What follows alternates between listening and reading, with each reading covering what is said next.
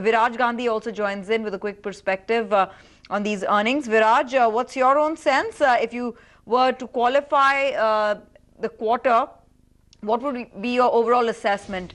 Pat has... Okay, I think we'll go to Viraj in just a second. Mayuresh Joshi also joins in with a quick perspective.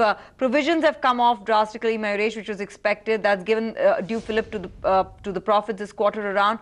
But overall, would you say that this is a set of earnings that ICICI Bank has delivered, which the market can live with and would take heart from the fact that things have not gotten worse? So I would largely say so, Tanvi. And yes, I think the disappointment on the NII front is quite evident, and largely I think the numbers are meeting estimates in terms of how the asset quality has panned out. Again, I think one really needs to understand how the movement on the watch list is going to take place for ICICI Bank. And as Ravindra was also talking about, I think you also need to see whether the balance sheet has not actually shrunk. Largely, I think the credit cost element, what kind of movement on the watch list is expected to take place, the credit growth going forward, and more importantly, the recognition going ahead as well in terms of the stressed out sectors, because they had guided for 44,000 crores, primarily from iron, steel, mining, power. So what respective subsets are doing is going to be very interesting to be heard from the management. Okay, Shweta also joins into the discussion. And Shweta, what would be your key takeaway from the earnings? Yeah, the NII is down, so definitely there has been some lackluster in the loan traction this particular quarter. So maybe that's why quarter-on-quarter GNPAs are not looking that high. However, PAT has been tad above our estimates, primarily because the provisions have come down lower. But what we are looking out for in the results or from the management commentary, one is last quarter they complied with the entire RBI AQR, and the watch list is also being closely monitored. So what we are now looking out for is the slippages number. Remember, 70 billion is what they guided for. So our research team is estimating almost 70 to 80 billion kind of slippages for this particular quarter. But the fact with ICICI Bank is the dramatic improvement which they witnessed in liability franchise last particular quarter. So we are expecting an equally strong CASA run rate in this particular quarter, which should partially offset the trouble in the asset quality to a certain extent. So let's wait for the asset quality details. But all in all, mixed set of numbers for ICICI Bank as of now. I think you've hit the nail on the head by calling them mixed, because you just don't know conclusively what to derive from these earnings. But I think one thing comes out clear, that it's on account of lower provisioning, they've been able to cushion their profits this quarter around. And the other point to drive home is the fact that asset quality is not worsened. If you just look at the bar chart on the screens on gross NPAs, things have looked stable. I mean, on a base of 26,000 crores, gross NPAs have risen about 1,000 crores on a quarter-on-quarter basis, and I think that's something that the market would be relieved about. Provision coverage ratio, for very obvious reasons, has come in at 57%. Viraj Gandhi also joins in. This is the best analysis you can get on ICICI Bank's earnings from 4 analysts who track the stock closely. Viraj, your own overall assessment, bittersweet is what you would look at the quarter for ICICI Bank? Nothing better than whatever you are saying right now, bittersweet. But what I'm trying to make myself understand is that if I normalize the provision for this quarter, which is below right now than most of my estimates, then the profit would be lower than the estimate. And net interest income for me right now, it is very much lower than, I guess, by around 200 to 300 crores to our estimate. So overall, it's a mild set of numbers, but it's not looking that bad than what it was a couple of quarters back or last quarter. Ravikant, I heard you saying as well that you were looking out for the balance sheet growth number. So if you look at the domestic advances itself, it's definitely grown pretty much at 17%, which is far higher than most of the analysts were estimating. So just a few more numbers before I could just ask you a question there. Your domestic advances growth has been at 17%. If you even look at the entire provision cover, it's dipped during this quarter. It's at 57% versus around 61% in the last quarter. A little heartening number here. Your restructured advances, in fact, has come down during this quarter. 7241 crore is your entire restructured book versus the 8573 crore in the last quarter. So at least a 1200 or 300 odd crore downtick coming in terms of the restructured advances. Ravikant, what would you make of this number now that we do have the balance sheet growth, which is growing at nearly 17%, and we also have the entire asset quality picture so far? What will you make of this number? Your GNPAs are up nearly 1,000 crore. Your restructured advances are in fact down. Your provision cover is also coming in down. What would you make now of the entire asset quality there? So let me go point by point. The balance sheet has definitely grown. QOQ, YOY. The growth seems to be in line with what the management has been saying. Especially there, I'm sure there must have been a good enough traction in retail, which is why the top line is all the more surprising, because on a QOQ basis, the interest earned has actually shrunk when you actually have an increasing balance sheet.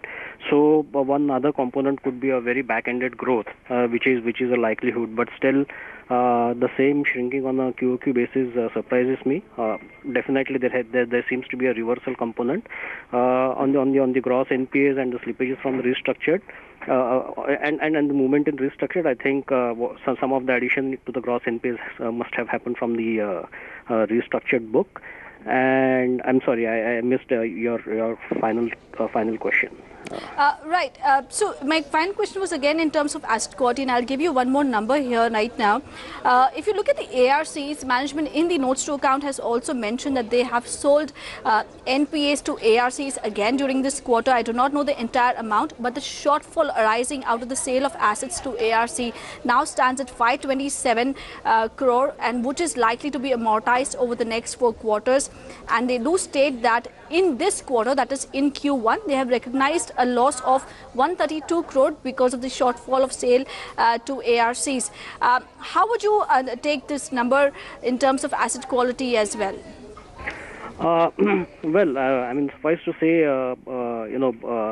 it seems to be, yet another route to manage the asset quality issues. I don't exactly recall what was the guidance on the sale in the last quarter, but yes, I mean, this seems to be their way of managing some of the pressures. Right. Mayuresh, this question comes to you. We were also looking out for some numbers there wherein the use of contingent provision was also to be looked out for. In the notes, management does mention that the bank, in fact, has utilized an amount of 865 crore out of the collective contingency as well as related reserve. Is this amount in line with the provisions that you had already entailed in your estimates?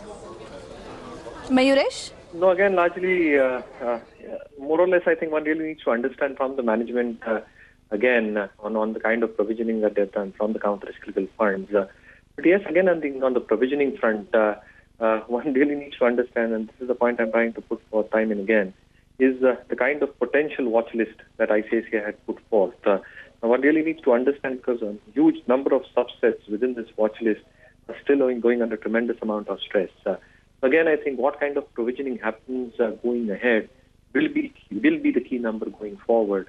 But largely, I think, as I said, it's not been too disappointing in terms of what they've reported so far. I think even in terms of asset quality, my own sense is that the figures were much higher than a lot of people were anticipating, specifically on the GNPA side. But again, I think they have tried to protect it in a quite reasonable manner.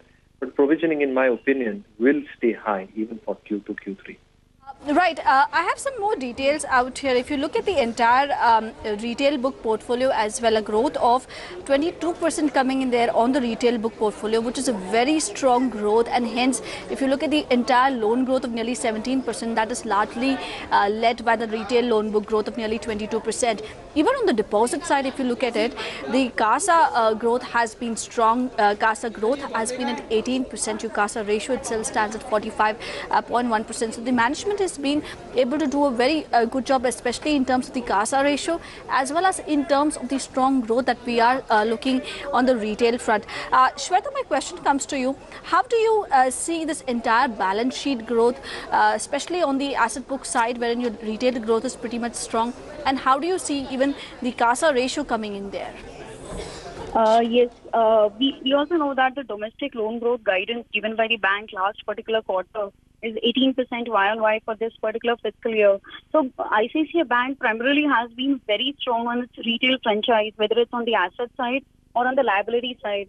Even the international loans, which was lying subdued for past couple of quarters, should be showing some kind of a traction. So retail loans now, as a percentage of the overall loans, which is exceeding almost or ranging between 45 to 50%, should be remaining at these higher levels. On the liability front, CASA average balances for ICICI Bank has been around 40% plus. And if you take the CASA ratio of ICICI Bank vis-a-vis the industry standards, has been one of the highest in industry. So overall, the operating profits for ICICI Bank should continue to remain in good stead, with the fact that the retail liability franchise and even on the asset side always remain strong. Right. Okay. So let's do a quick round. Nestle earnings have also hit the screen. We'll have to be talking about them as well.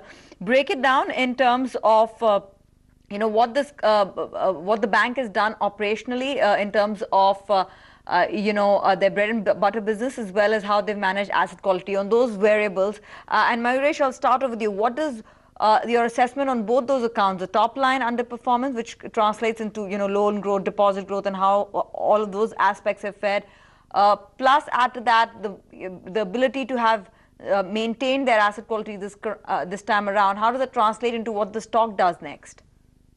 Again, it really depends on what the management will say. But as I mentioned earlier, I think the asset quality picture is far more moderate, because I think was anticipating larger slippages to probably come through. In terms of the advance growth, I think advance growth has been quite reasonable. One really needs to understand how the credit costs for the bank will pan out. And again, I think what kind of commentary probably comes out in terms of that watch list. So I think these factors are very, very important to monitor. But again, I think I'm not too disappointed, specifically in terms of asset quality. Yes, I think the NII growth a tad bit disappointing than what most analysts had anticipated. But again, I think if the management commentary is strong, specifically for the second half of this fiscal, along with the advances growth that you've probably seen, the uptick probably can be very, very evident in the second half. So let's hear the management commentary on all these aspects, and then we'll probably relook at our numbers. Okay, but what's your current view on ICICI Bank, very quickly? I think I am optimistic on the stock, but again, I think it would depend on these factors for a re-rating. No, that's a caveat that you hold. Viraj, your opinion on the stock, given these mixed results? On this result, it should be at best a market performer. Hold from our side. Right, Shweta, what about your call?